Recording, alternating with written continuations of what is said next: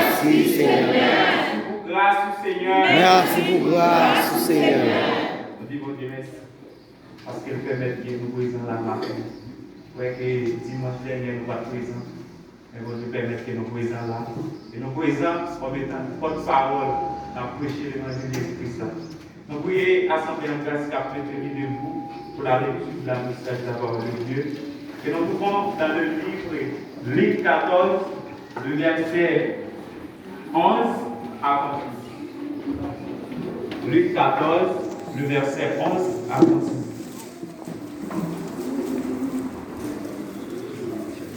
Il a dit encore, un homme avait 2 fils. Le plus jeune dit à son père, mon père, donne-moi la part de bien que je dois me revenir. Et le père leur partage son bien. Peu de jours après, le plus jeune fils, ayant tout ramassé, partit pour un pays éloigné. Il a dissipé son bien en vivant dans la débauche. Lorsqu'il eut tout dépensé, une grande famine survint dans ce pays. Il commença à se trouver dans le besoin. Il alla se mettre au service des habitants du pays, qu'il envoya dans ses champs garder leurs pourceaux. Il aurait bien voulu se rassasier des carouges que mangèrent les pourceaux, mais personne ne lui en donnait. Étant entré en lui-même, il dit, combien de mercenaires chez mon père ont du pain en abondance, et moi ici, je meurs de faim. Je m'élèverai, j'irai vers la maison de mon père, et je lui dirai, mon père, je péchais contre le ciel et contre toi. Je ne suis plus digne d'être appelé ton fils. Traite-moi comme l'un de tes mercenaires. Et il se leva et alla vers son père. Comme il était encore loin de son père, le vit et fut ému de compassion. Il courut, se jeta à son cou et le baisa. Le fils lui dit, mon père, je péchais contre le ciel et contre toi. Je ne suis plus digne d'être appelé ton fils. Parole du Seigneur. Amen.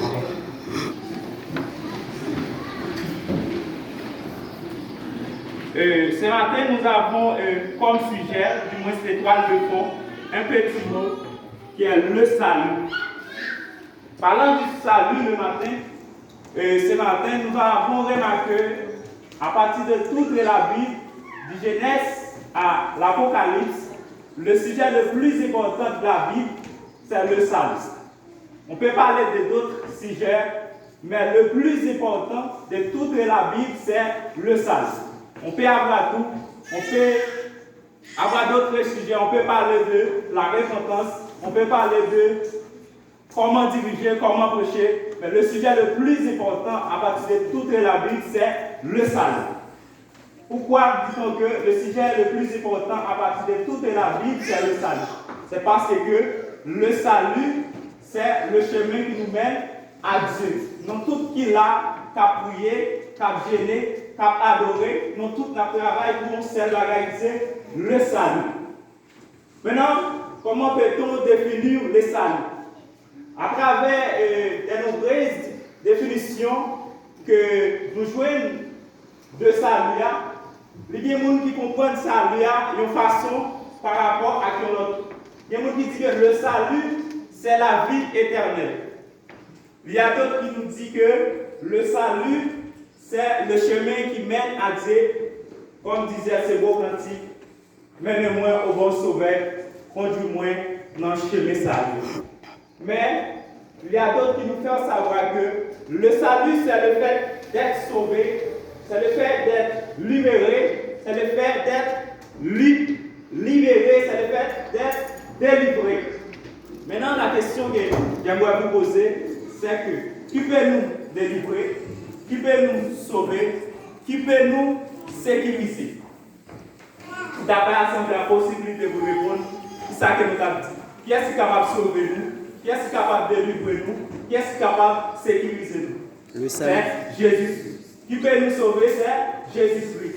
Qui peut nous délivrer, c'est Jésus-Christ. Qui peut nous sécuriser, c'est Jésus-Christ. eh bien nous pouvons dire que le salut c'est Jésus-Christ en la personne.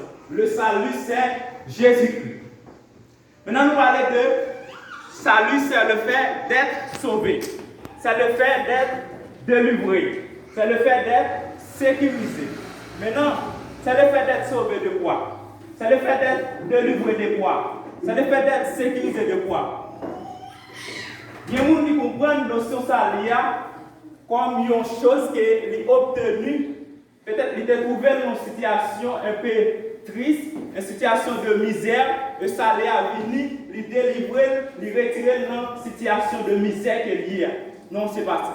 Le salut, c'est le fait d'être sauvé de l'enfer. Le salut, c'est le fait d'être délivré de l'enfer.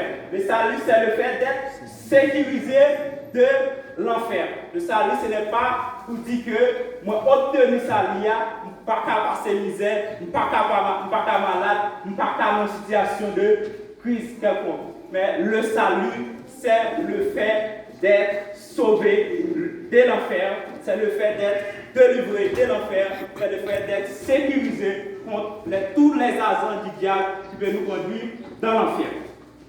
Maintenant, comment nous pouvons obtenir le salut? Nous disons que le salut, c'est une notion spirituelle qui signifie délivrance et libération. Autrement, c'est le fait d'être sauvé de la mort dans un danger ou d'échapper à une situation désagréable. Un croyant qui possède le salut se trouve délivré et libéré du péché. Un croyant qui possède le salut, immédiatement, il trouve libéré et du péché. Maintenant, comment nous pouvons obtenir le salut? Pour les chrétiens, le salut s'obtient par la grâce après la repentance. Nous n'avons pas travaillé pour le salut. Nous n'avons pas travaillé pour le salut. C'est par la grâce que vous êtes sauvés par le moyen de la foi. C'est le don gratuit de Dieu. Nous n'avons pas travaillé pour nous gagner salut. Salut à son don gratuit lié. Maintenant, parlant du salut ce matin, il y a ce qu'on appelle le salut et ton salut. Parlant de tout salut, c'est que chacun a son salut. C'est pourquoi, lorsque nous avons eu des discussions entre quelqu'un, les plus souvent, nous répétons que le salut est personnel. Parce que chacun a son salut. Dieu a donné à chacun son salut. Dieu voulait que tout le monde soit sauvé. Donc Dieu veut tout le monde sauvé, et bien chaque monde a un salut. Chaque monde est capable de prendre mon témoignage de dire comment il a rencontré avec salut ça. Dans le cas de Saul de Tarse sur la route de Damas. Saul de Tarse a parlé à Timothée, dans 1 Timothée 1er, le verset 13, l'a expliqué dans quelles conditions de vie dans quelles conditions de vie mon Dieu te prend, dans quelles conditions de vie mon Dieu te retire. Paul, mon témoignage, ça lui est capable d'expliquer comment que lui joindre. Chaque monde qui l'a capable de dire, mais comment il est arrivé à rencontrer ça. Mais en tant que ça, il y a une appellation. Non seulement bon Dieu délivre de l'état de péché, mais bon Dieu relève ça pour suivre. Bon Dieu relève ça pour suivre et évangéliser pour faire conduire un ministère. Dans ça, Paul-là, non seulement nous jouons Paul. Bon Dieu délivre dans l'état de persécuteur que tu es, mais non seulement mon Dieu délivre, mon Dieu te relève pour te faire Paul devenir un instrument précieux pour lui, pour être capable de prêcher l'évangile de Jésus-Christ. Maintenant, Dieu voulait que tout le monde soit sauvé. Mais est-ce que tout le monde a sauvé? Non. Tout le monde ne sera pas sauvé. Mais bon Dieu voulait que pour tout le monde sauvé. Et puisque bon Dieu veut pour tout le monde sauver, tout le monde va sauver. Pour qui ça? Tout le monde ne sera pas sauvé. Parce que le salut, c'est une proposition faite par Dieu. Dieu propose le salut, mais Dieu n'a pas imposé salut. Puisque son proposition faite, l'homme a pour sa part sa responsabilité pour avoir le salut. Parce que c'est une proposition faite par Dieu et ce n'est pas une imposition. Dieu n'a pas imposé le salut, mais il proposait salut. Puisque c'est une proposition, l'homme qui est pour devoir travailler, l'homme qui est pour devoir marcher selon la discipline, selon les principes de Jésus-Christ pour avoir le salut. Maintenant, parlant de salut, il y a les éléments du salut Le salut n'est pas réduit seulement à la vie éternelle. Le salut n'est pas réduit seulement, c'est le fait d'être sauvé. C'est le fait d'être libéré. Non. Il y a des disciplines, il y a des normes, il y a des principes qu'il faut respecter pour avoir le salut. C'est pourquoi Dieu propose le salut. Il n'est pas imposé. Si vous devez imposer ça, nous tous nous avons dit, une fois que là, vous va sauver. Mais c'est une proposition. Vous devez travailler, vous devez respecter les normes, vous devez respecter les disciplines, les principes pour avoir le salut. Il y a les éléments du salut. Selon les recherches que l'on a faites à travers la Bible, nous voyons que salut a 10 éléments en dedans. Mais cependant, il y a les sous-éléments, nous sommes capables de dans 10 grands thèmes. Il y a 10 éléments que nous sommes supposés gagner en tant que chrétiens pour capable obtenir grâce à le salut. Nous sommes dit que le salut est obtenu par la grâce après la repentance. Pour nous, le salut, il faut qu'on ait une grâce normalement. Mais pour nous, une grâce, qui ça nous fait? On doit repentir d'abord. Les éléments du salut. Dans 10 éléments salut, premièrement, nous avons cité, parce que nous avons bien développer tout, et nous avons cité, moi je vais noter ou capable noter avant. Premier élément, il y avait ce qu'on appelle la conviction du péché. C'est un premier élément qui est dans salut. La conviction du péché, conscient qu'il y a au péché. Deuxièmement, il y a ce qu'on appelle la repentance. Après avoir conscient que vous êtes coupable, vous devez repentir. Il y a troisièmement, c'est ce qu'on appelle la confession du péché. Après la repentance, vous devez confesser votre péché. Quatrièmement, il y a ce qu'on appelle la foi. Après vous venez confesser le péché, vous venez ça ce qu'on appelle la foi en Dieu. Cinquièmement, il y a ce qu'on appelle la conversion. Conversion, c'est un acte volontaire que les chrétiens fait volontairement. Il repentit, il a abandonné toute mal, toute vieille vie qu'il devait mener. Sixièmement, après une vie convertie, c'est ce qu'on appelle le pardon. Septièmement, c'est ce qu'on appelle la justification du salut. Et huitièmement, il y a ce qu'on appelle la nouvelle naissance et la régénération. Neuvièmement, la réception de l'esprit. Après une fête une deuxième fois, nous régénérer, nous recevoir l'esprit. Et dixièmement, c'est la certitude de salut. Amen. Certifier salut. Ce sont les 10 grands éléments que l'on peut être capable de gagner, posséder pour gagner ça ou le salut. Nous avons tourné dans le premier point, qui c'est la conviction du péché. Conviction du péché. Conviction du péché, c'est une prise de conscience personnelle du péché et certitude d'être coupable devant Dieu. Un chrétien, il doit gagner ce qu'on appelle la conviction, il doit gagner une prise de conscience. Il doit être dans un état de conscience qui est propre, il doit être dans un état de conscience qui est pur, qui dit, il doit être conscient de propre état. Il doit être conscient que moins péché.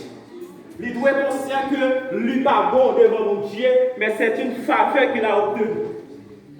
Dans le sujet que nous avons traité dans le programme fin d'année, si je dis la faveur de Dieu, peut-être qu'il y a une possibilité où de poser une question, de poser, après avoir obtenu la faveur de Dieu en tant que chrétien, quel est votre devoir? Puisque c'est une faveur que vous avez obtenue, et qui devoir en tant que chrétien avoir une faveur? Maintenant, dans la conscience personnelle, là, un état de conscience en tant que chrétien, il doit être toujours clair, il doit être toujours propre, il doit être toujours conscient de l'état. Un vrai chrétien, il a une vie qui est propre à Dieu. Conscience est toujours claire. Il connaît les faire mon Dieu un bagage qui marche. Il connaît les quitter présent mon Dieu. Il connaît les piler un côté qui n'est pas de piler. Parce que l'état de conscience lui propre. Il y a le plus loin pour dire que il y a des gens qui sont chrétiens, sont des gens qui sont malades spirituellement. Yes. Sont des gens qui ont un cancer spirituel. Les gens qui sont conscience là, par contre, il est pour demander Dieu pardon, parce que conscience n'est pas propre, il n'est pas contre le péché, il n'est pas contre qu'il est pour adresser une demande à Dieu. Il ne peut pas sortir la caille moins, tout orgueilleux, sortir en discussion au monde, dans l'état de péché, venir à l'église, m'a prié, m'a demandé pour quelque chose, mon péché. pas capable de Dieu pendant 7 ans de péché. Mon conscience propre, la claire, la vie, la descente sur Dieu, la fait tout le temps dans l'assemblée, la demande de Dieu, pardon, pitié, parce que lui péché. C'est ça c'est ça le mot conscience, c'est ça la conviction du péché. Vous devez être conscient. Ayez en vous un sentiment de conscience de votre état. Conscient que nous ne sommes pas bons, conscient que nous ne sommes pas dits, mais c'est une faveur que nous avons obtenue. Il y a des recherches qu'on a fait à travers la Bible. Côté qui dit que mon conscience est tellement allé, puis loin, il dit que conscience est un élément vital dans la vie chrétienne. C'est ça qui permet aux chrétiens de marcher droit dans la droiture, dans la sanctification. Immédiatement, chrétien a un état de conscience qui dit, qui propre, il est capable de faire l'évangile selon le champ de l'évangile. Amen. Il s'est dit que, puisque la garde les chrétiens de nos jours, et la garde le phénomène conscience et les chrétiens de nos jours, ils sentent anti-gens marrés pour considérer les chrétiens comme étant disciples de Jésus-Christ. Il s'est dit que pour lui-même, il y a une différence entre le mot disciple de Jésus-Christ et le mot chrétien. Il dit être chrétien, c'est le fait d'être croire en Jésus-Christ et nous recevoir comme sauveur.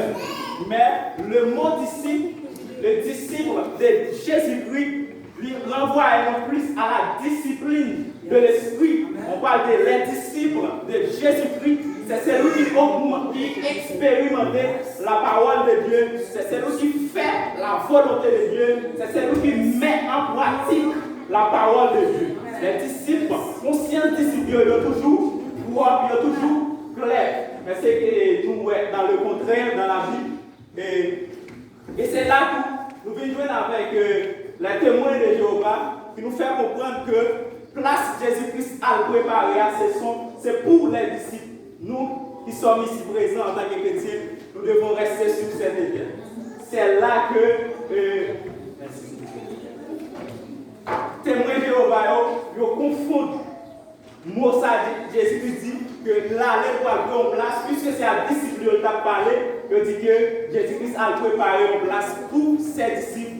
Nous, même qui là, qui sommes chrétiens, nous devons rester sur cette étienne. Ça nous fait contraire à part avoir la Bible là, parce que les disciples de Jésus-Christ, de devoir mission dans Jésus-Christ pour aller partout le monde, prêcher la bonne nouvelle et faisaient tous des disciples.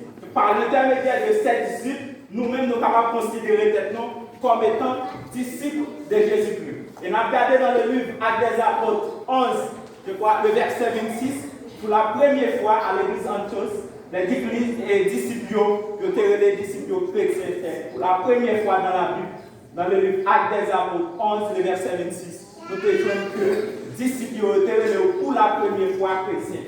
Mais une fois que les disciples étaient appelés chrétiens, une fois que là où c'est chrétien, vous pouvez considérer que comme disciples de Jésus. Mais qu'est-ce que vous avez posé? Est-ce que les chrétiens du 21e siècle sont considérés comme disciples de Jésus? Est-ce que nous avons considéré les chrétiens comme disciples de Jésus? Bon, donc il dit ça c'est notre chose. Notre sujet c'est le salut. La différence entre chrétiens et disciples, c'est on le fait. Maintenant, nous parlons des convictions du péché. C'est une conscience personnelle que les chrétiens ont, lui conscient que le péché, conscient que le pardon, lui un état de conscience qui dit que mettre ou bande des bagailles, ou faire une faveur, même pas mériter son faveur qu'on fait.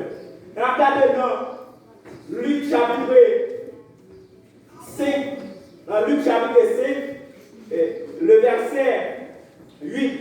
Simon Pierre avait obtenu une faveur de Dieu. Jésus-Christ fait Simon une faveur. Jésus trouve lui au bord de la mer de Nazareth, je crois. Il y a deux hommes qui ont pêché poisson. Ils ont fait toute journée, tout le monde a pêché. Ils n'ont pas ramassé rien. Mais après Jésus enseigné pour là, Jésus a dit Simon Pierre, il dit Simon Pierre avancé. Simon Pierre avancé, et Jésus montait sur le bas côté, Simon Pierre a pêché poisson. Et puis Jésus dit Simon Pierre, j'étais filé à l'eau pour capable de ramasser poisson. Simon Pierre était tout désespéré. Il dit Maître, nous avons travaillé toute la nuit, nous n'avons rien pour dire. Mais sur ta parole, j'ai jeté le filet. Et en même temps, Simon Pierre dit, j'ai défini là, le rempli à poisson. Deux bacs remplis à poisson. Mais Simon Pierre était gagné un état de conscience qui était propre. Simon Pierre était un sentiment de conscience. Ouais, c'est la faveur que Dieu a. Il croit que obtenir une chose qu'elle a gagnée. Il croit qu'elle font, il veut un bagage qu'elle n'a pas possédé. C'est faveur que Dieu fait. Dans le verset 8 là, la Bible dit, quand il vit cela, Simon Pierre tombe à genoux de Jésus et dit, mais retire-toi de moi parce que je suis un homme péché. En tant que chrétien, après avoir obtenu la faveur de Dieu, vous devez prendre genoux, vous devez demander à Dieu pardon parce que c'est une faveur que vous avez obtenue. C'est une faveur que mon Dieu fait. Vous obtenez une chose qu'on va dire. Si mon bien conscient que mon Dieu fait jouer une poisson, mais dans l'état qu'elle était, dans l'état de pureté qu'elle était, son faveur mon Dieu fait. Il descend sous genoux, il dit même, retire-toi de moi parce que je suis un homme péché. Et dans l'aller au-delà de conscience là, il y a un monde qui a un sentiment de conscience qui propre, qui clair. Bon Dieu levé, bon Dieu conscient de l'état là, bon Dieu changé les conditions de vie. On a regardé continuité verset là, on a plus bas, Jésus-Christ prend Pierre, lui retire l'envie de péché garçon, il fait devenir un pécheur. Amen. Leur conscient de l'état, leur conscient qu'on parle, la soumission, leur soumettre devant mon Dieu. Leur conscient que son grâce que bon Dieu fort. Conscience en tant que chrétien, il doit être propre. Il doit être conscient ou là, ou même souvent critiquer. Tout ça, on fait par jambon. On doit être conscient que ou même tout son péché. On doit être conscient que ou même tout pardon, c'est une grâce que mon Dieu fait. Et puis, les gens qui disent qu'il n'est pas péché, ça n'a pas existé. Dans ce monde pervers, dans ce monde corrompu où nous vivons, il est vraiment difficile pour nous dire impossible pour mener une vie sans que vous pas pour faire un rêve, sans que vous pas pécher. C'est difficile. Après, vous voyez que à chaque fois que la prière, l'a toujours réservé un moment, un temps pour demander mon Dieu pardon pour des péchés involontairement qu'il fait qu'il pas même tenir compte de lui. Et les péchés ne peuvent pas même tenir compte de ça. Ça fait pendant tout le temps que vous priez, vous demandez mon Dieu pardon pour des erreurs que vous faites, que vous ne pas tenir compte de lui. Vous devez avoir conscience, premièrement, pour avoir le salut. Vous devez avoir une conscience, un sentiment de conscience, une prise de conscience personnelle que vous êtes coupable devant Dieu. Vous êtes péché devant Dieu, mais c'est une faveur que vous avez obtenue. Deuxième élément que nous joignons dans sa vie, c'est la repentance. Après avoir ayant une prise de conscience que vous êtes coupable devant Dieu, vous devez repentir. La repentance vient après la prise de conscience que vous consciez que vous péchez, qui sont refait. Vous devez repentir, vous consciez que vous avez un état de pureté. Vous consciez que vous avez un état qui n'est pas digne, qui n'est pas agréable à mon Dieu. Ma repentir. La repentance, c'est quoi? Repentir, c'est changer de conception. La repentance, c'est un changement de conception à l'égard du péché. La repentance, c'est retourner. La repentance, c'est abandonner le péché, abandonner le mal, abandonner la mauvaise vie que vous avez menée. Mais c'est clair, vous considérez qu'il y a un péché. Vous avez une conviction, vous pouvez même moins péché. Qui ça me fait? Parce qu'après demeurer dans le péché, on doit repentir. On doit abandonner le péché. On doit retirer comme dans le péché. On doit changer de conception. C'est ça là. Il y a des gens qui confondent repentance à confession, c'est des bagages différents. Repentir, c'est changer de conception, m'abandonner mal que je demande faire, m'abandonner vieux péché que je demande faire. Dans la repentance, nous jouons dans le côté que nous sommes dans Luc 15 ans, Jésus-Christ a parlé à disciples. Il dit qu'il y a un père qui a deux petits garçons. Et puis j'ai venu, le jeune père dit papa, bon bien parmi eux. Il m'a dit papa bien par eux. Et puis papa parle tout bien qu'il possède. Bien par eux, bien qui attribue avec eux. Et monsieur prend bien eux, lui quitte caille papa, la vie dans le vie de gauche. Et la Bible raconte, après monsieur fin, quitte caille papa, la vie loin papa, tout ça qu'elle a gagné, fini. Tout ça qui a été possédé, fini. Lui, c'est venu tomber dans la famille, c'est venu tomber dans le grand groupe.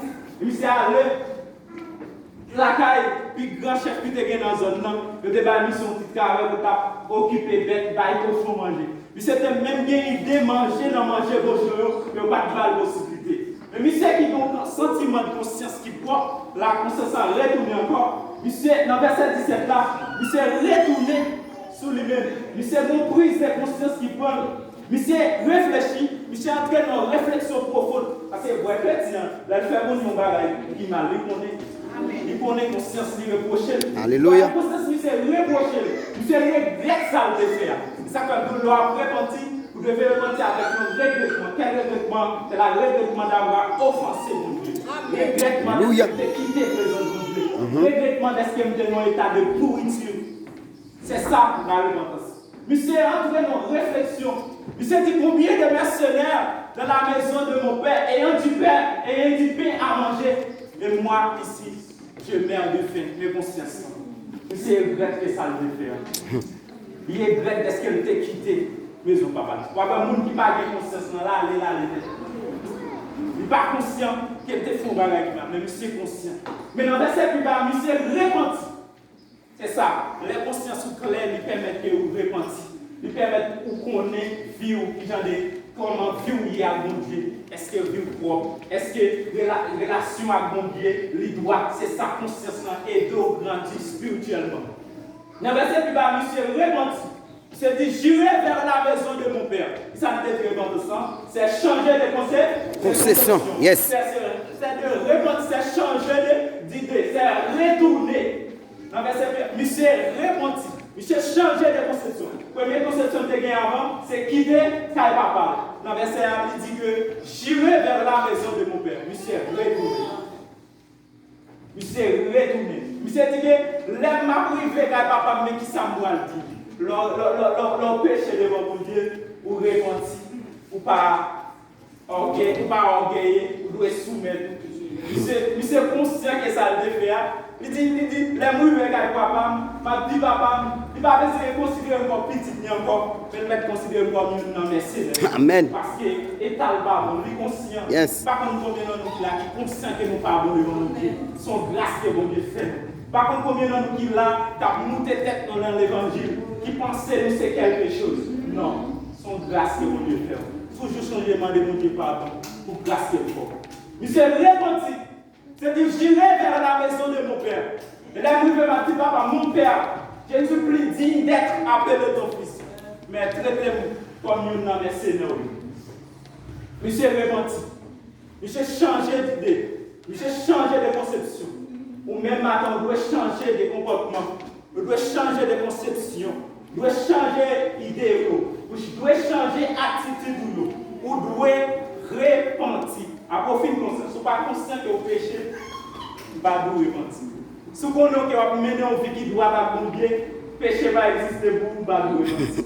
Si vous êtes conscient que vous péchez, vous devez repentir. Vous ne pouvez pas demeurer dans le péché. Vous devez repentir. Maintenant, une vraie conception, il y a trois grandes étapes là-dedans. Une vraie conception. Il y a une vraie repentance. Il y a trois grandes conceptions là-dedans et trois grandes étapes là-dedans. Premièrement, vous devez repentir avec un regrettement. Regrettement d'avoir offensé. Regrettement de ce qu'il a bien dans sa saleté. Regrettement de ce qu'il a mené en vie de bamboche. Regrettement de ce qu'il a mené en vie d'impureté. Une vie d'idolâtrie, vous pouvez regretter. La vous pouvez repentir avec un regrettement. Pas qu'à mettre une vie sale et une repentiment joie, non. Vous pouvez regretter. Ça vous fait. Il n'est pas de bon. Vous pouvez saleté ou d'après. Vous pouvez regretter vieille côté de camper, pas pour pas jouer camper. Vous pouvez regretter ça. Vous pouvez repentir avec nous. Deuxièmement, c'est abandon du péché. Repentance, la possible.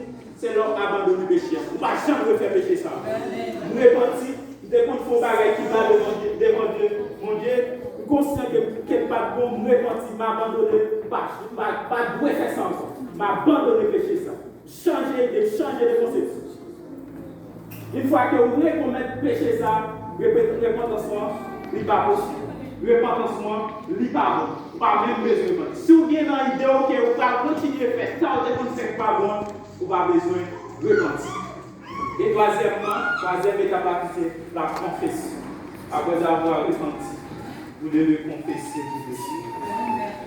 Vous devez confesser vos péchés pour que repentance soit possible. Nous regardons dans la repentance, dans Luc 15, verset 7 là, Jésus a dit qu'il y a un monde qui repentit, il y a un monde qui est dans une vie de saleté, il y a un monde qui est dans une mauvaise vie, il repentit. Ça fait bon Dieu plaisir. Mon Dieu est content. Dans le 15 verset 7, il y a plus de joie dans les cieux. Pour un seul péché qui se fait. Amen. 99 qui nous parlent de leur repenti, ça fait bon Dieu content. Leur repenti, ça fait bon Dieu plaisir. Pour voir qu'ils ont repenti. Pour Dieu rien même péché. Elle parle à elle pour penser. Ou même le monde dans l'état qui ne pas de non, non, mauvais vie qui sont faits, ou critiquer. Ou passer sur le bas du bonjour. Ou mépriser l'assemblée. Mais mon Dieu, rien. La repentie. Ça fait beaucoup de joie. Un seul péché qui se repent. Ça fait beaucoup de joie dans les cieux. Que nous-mêmes, c'est 99 qui ne sont pas besoin de repentance. Mon Dieu, rien, péché. Mon Dieu, rien, repentance. Troisièmement, après avoir repenti, troisième élément que nous venons dans le salut, c'est la confession. Premièrement, on dit que la conviction du péché, nous conscients que le péché. Après, nous conscients que le péché, nous repentons, quitter le péché que nous pouvons faire. Nous quitter la mauvaise vie qui est devant la mener. Après, nous quitter, nous devons confesser le péché que nous devons faire. La confession, c'est un acte par lequel l'homme reconnaît son péché et exprimer à Dieu ses sentiments intérieurs. La confession, c'est exprimer à Dieu, c'est parler à Dieu.